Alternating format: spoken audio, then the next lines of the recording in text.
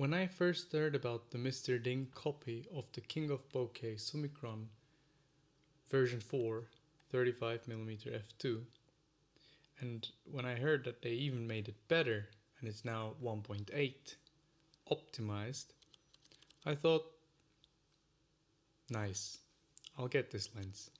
I'll get this lens because I've been looking for a fast 35mm lens that is supposed to be of decent quality, where it was going to match a Leica M4, and when they even said that they're going to make a brass version of it, I literally stripped this Leica M4 and made a brass Leica M4.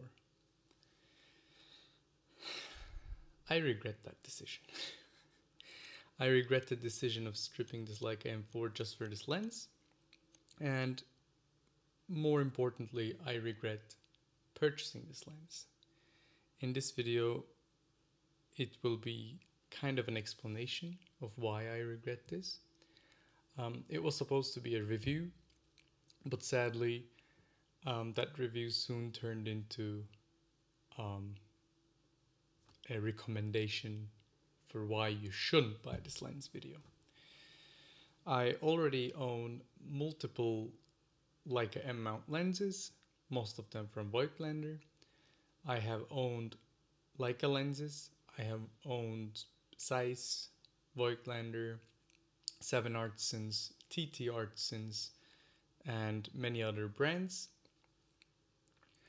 And in the last decade, this is one of the worst lenses I've held in my hands. And in this video, we will go into details about why. Yeah.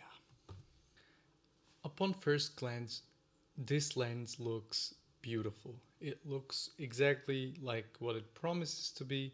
It looks like a Summicron, and it just is heavy. There is the hood. The hood is also heavy. Everything is heavy, quite honestly.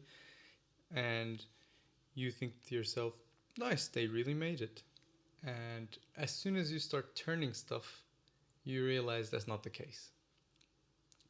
So the Mr. Ding is 75 grams heavier than the Nocton 35 1.4. This is without the hood. The hood is also quite heavy. I don't know how heavy right now. However, it feels significantly worse in every other possible way in terms of mechanical build. There is a significant amount of play in the focus ring, and this is because the helicoid keys are not entirely fitting into the helicoids. So there's this little bit of play between the helicoid gap slot for the keys and the keys. And because of that, every time you turn the focus, there's this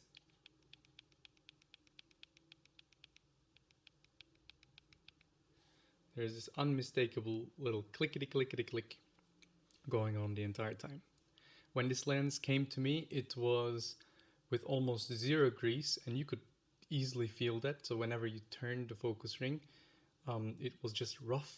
It was as if metal was scratching on metal without any grease. So without disassembling it, this is important because Mr. Ding says, if you dismantle the lens helicoids, you could not build it back together properly, therefore it's your fault, blah, blah, blah. So without dismantling the lens, the helicoids, I have greased it because there's enough of a gap to put in new PTFE grease. And I have used Helimax, which is a great helicoid grease that is very, the viscosity is very high, so it's actually super smooth. But even with the grease, I could not get it to be perfectly smooth. At points, it feels harder to turn and it gets stuck. And it getting stuck is not because of the new grease for sure. Well, those are not acceptable. That's not what you would like from a brand new lens, especially because in comparison, the Voigtlander Nocton 35mm 1.4, that is a year old, feels 10 times smoother. Click here on the aperture ring. but most importantly on the focus ring, it feels much better dampened and much smoother. And this is a lens that is a year old, and this Mr. Ding is a brand new lens. The bigger issue here is when I opened this lens up, I encountered M1 screws. Now the industry standard, well, this doesn't really mean much for anyone. The industry standard is 1.6 or 2mm screws. And you might think to yourself, okay, 1mm, 1.6, what does it matter? It matters a lot. See, those 1mm screws have also little heads, so there's not much holding whatever that screw is supposed to be holding down. 1.6 and 2mm screws that are the standard in Voigtlander lenses have a much larger head, so it holds stuff down.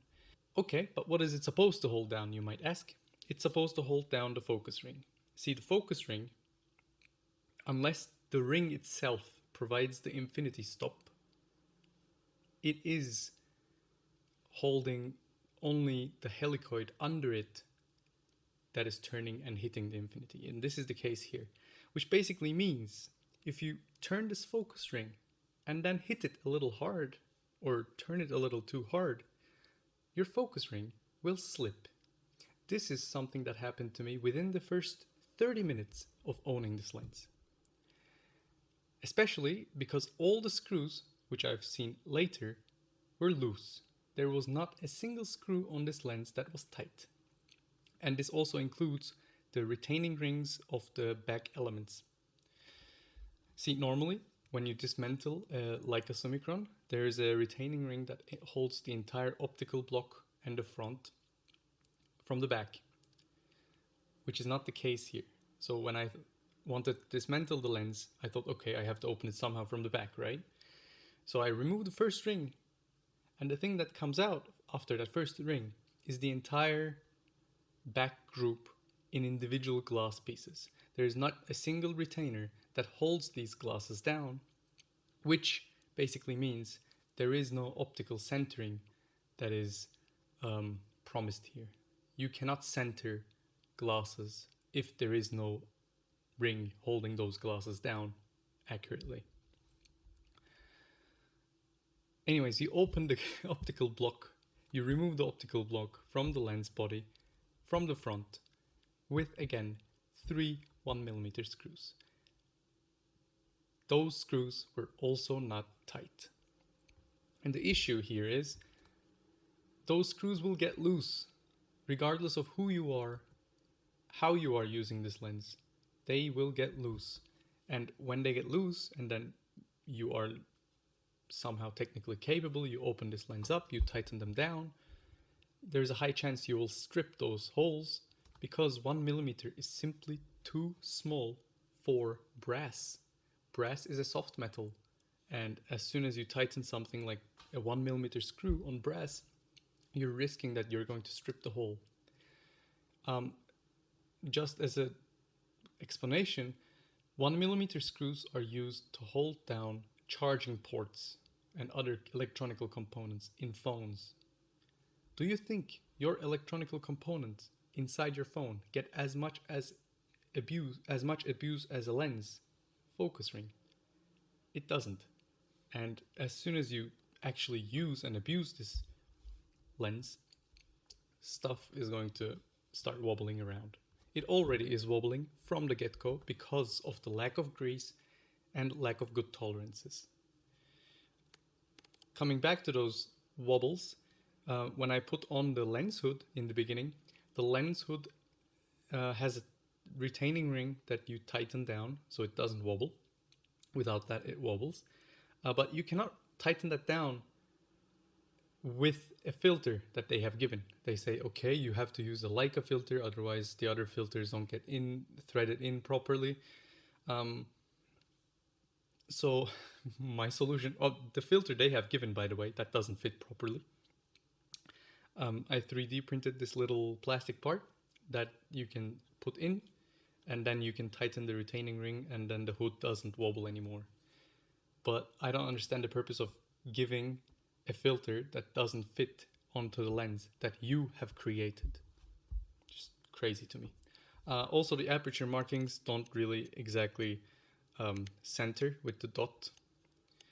This is a very little issue, but at 1.8, we are on the right-hand side of the 8 engraving, and that's the center of the click. It's weird. Just a production mistake, I assume. I don't know why they would send out a lens with all of these mechanical issues. And I'm not even sure if you should watch the rest of the video, but I will make the rest of the video because the optical part of this lens is also very interesting. Okay, so optically, I have compared this to the Nocton 35 1.4, which is price-wise, aperture-wise, and size-wise the best contender. I don't want to give any spoilers, but Voigtlander wins in every single aspect, other than distortion. So in terms of distortion, Mr. Ding it feels a little wider, but the distortion is much better controlled, which is great. If you do anything related to, don't know, architecture. But yeah, Mr. Ding wins here. I have to give credit where credit is due.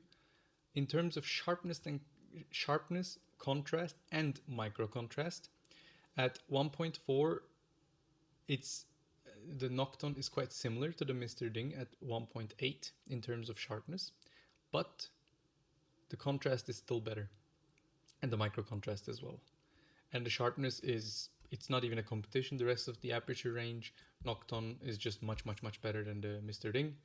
The Nocton is sharper at every aperture, and you see not just sharpness, but more contrast, more detail, more micro contrast. It's just punchier. And this is Nocton single coat, not multi-coat. Flare. So this is why I'm talking about the single coat versus multi-coat. Flare, you would think, okay, the Nocton has single coat, it will flare like crazy. It will flare much worse than Mr. Ding. There you go.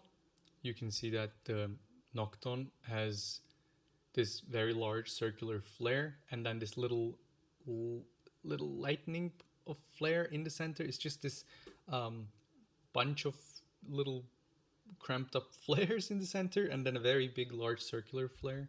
Mr. Ding has more like a ghostly flare that's smearing in the frame. Both aren't really good, but I like the Nocton better because it gives you these cool circular flares sometimes, which is nice to have in your photos. But on film, it's actually more, you cannot predict it. So I think on film, I would even prefer Mr. Ding in terms of flare. But on digital, I would much prefer Nocton's flare. Bokeh. And this is the Ding of bokeh. And that's why it's the most important part here, because it's the copy of a king of bokeh. So let's see how the bokeh is. And the bokeh is not very surprising. There are these cat's eye effects on the corners, on outer centers, and the edges are quite distinct. I believe this is because there is not really a proper paint on the edges of the glasses, so that it will actually reflect and highlight the edges as a circle on the flare. When comparing with the Nocton wide open is actually very the bokeh is smeary, the bokeh is sharp. It's very similar to a Summilux. So it is busier, but as soon as you turn the Nocton to 1.8, the story changes. The Nocton is much smoother, much calmer in my opinion. There is no onion ring effect. So you can choose depending on that. If you say, okay, bokeh, I would like to be able to open it much more in terms of aperture, and at 1.8 I would actually prefer a smoother bokeh, then the Nocton is the right choice here. Focus shift. This is also an area where Mr. Ding wins. There is no visible focus shift in my copy at least. It's totally fine. The Mr. Ding is just consistent in terms of the focus. We know from the Nocton that there is a focus shift, especially between 2.8 and 4. When I am using the Nocton and I am focusing on someone's eyes, if I know that I'm at 2.8, I just focus to like the front, like the middle of the nose here, and it's always sharp. At wide open, I focus where I want to focus. Vincent Bila, I think he's called. He's in one of the Facebook groups for Chinese lenses. He's the admin. He asked about the sharpness across the frame. So I took also these photos. At 1.8, it is not sharp anything in any part of the frame other than the center, in my opinion. And this photo will, for example, prove it. But when you close down the aperture, it's good. Whether it is good enough for architectural shots, I do not know. I do not know, especially because of the lower contrast. It's basically up to you to decide whether you like it or not. To conclude, the Mr. Ding lens is so terribly built, in my opinion, in terms of price. Like when you look at the price of it, this is a 600 euro lens, and they're charging another 100 for this hood that doesn't fit with the filter. The screws inside this lens are not the size they should be. The lens came to me with severe wobbling, with almost no crease, hard to turn focus ring, and then a shifting, slipping focus ring within the first half an hour. It makes it very hard to recommend this lens. The Nocton is much better in terms of build quality. The Nocton is much better, in my opinion, in terms of optical quality, other than distortion and flare if you use film. So there's not much else to say here. This lens is not good. It's simply not good. And the thing that makes it even more upsetting is that Mr. Ding, when I emailed back and forth with the company, they basically blamed me for the bad build quality, saying that it was all checked before shipping out, the quality control was done, the lens is smooth, the screws are big enough. I've been repairing lenses for like 10 years now, and I know for a fact that these screws are not large enough. Even the cheapest Japanese lenses and other Chinese lenses use 1.6 millimeter screws. That is the absolute minimum of what I would choose to make a lens, if not more. If you do not, your focus ring will slip. Eventually the optical block will start wobbling because the screws will be loose. Especially in this case, it already came to me wobbling, which they don't want to admit, and they don't. I don't understand. And from the issue is from other groups online and Reddit posts, I have seen that I'm not the only person with these issues. Someone else also has commented that they managed to send it back because the build quality was bad. I have heard from 2 other users that their lens's build quality was also not what they expected, and other people have cancelled their orders. I am kind of stuck with this lens. I have asked to return it, and I am waiting for an answer, but I don't really believe that they will allow me to return it because I have disassembled this lens. And that brings me to another point. They have clearly said that this lens that they are sending out, limited edition, brass, blah, blah, blah, is meant so that people can paint it themselves. I will attach that on the screen. The issue here is you cannot paint a lens without dismantling it. It is simply not possible. And I simply cannot understand how they blame me for dismantling a lens that they have said can be repainted by the users. They should have stated that that voids warranty. They haven't. And they have sent this lens in a terrible state, simply put. I have filled the engravings with black paint. It looks cool on my Leica, but that's the only thing it does. It looks cool. Does it perform well? In my opinion, not really good enough. And if you have wasted money on this lens, welcome to the club. I am sorry for you too. In Europe, if you're located in Europe and you have the issue that your focus ring shifts, I will be taking these lenses for repair. So if you have this issue, you can write me as a DM to the Instagram. I'm linking down below, and I will fix your lens for you as much as possible. I am also thinking maybe to tap 1.6mm holes and use 1.6mm screws on the entire lens. Perhaps that will be possible, and you can contact me if you need or want that to be done. This is such a disappointment. I think Mr. Ding basically is burning their brand with this. I would not be surprised if they change their brand name again. It was, I think, some psyops or something like that before. Yeah, sad. Go get a Nocton 35 1.4 version 2. It is much better in every possible way. Other than looking cool, this looks cooler, but looking cool doesn't take good photos.